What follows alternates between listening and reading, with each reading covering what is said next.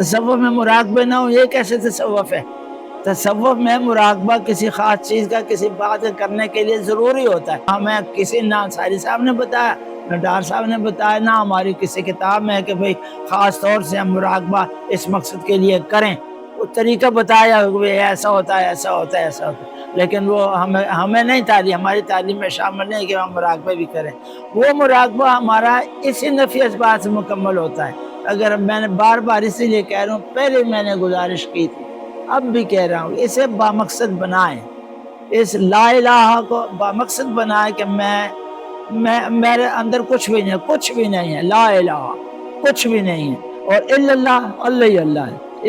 یہ تکرار ہم اسی سمجھ کے ساتھ کریں اگر، تو کچھ عرصے کے بعد آپ اپنے ریکوائرڈ نفی بھی آپ حاصل کر سکتے ہیں اور اثبات بھی حاصل کر سکتے ہیں۔ اور ہمیں نہ مراقبوں کی ضرورت ہوتی ہے، نہ یہ بہت آگے جا کے کسی انسان کو قدرتی ہوتا ہے کہ بھئی میں یہ کروں تو مجھے یہ بھی حاصل ہو جائے گا، وہ پھر کرتے ہیں۔